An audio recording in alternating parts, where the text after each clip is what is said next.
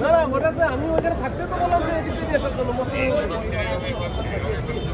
এইখানে গন্ডগোল হচ্ছে এদিকে তো আসে ওরা তো আছে একটা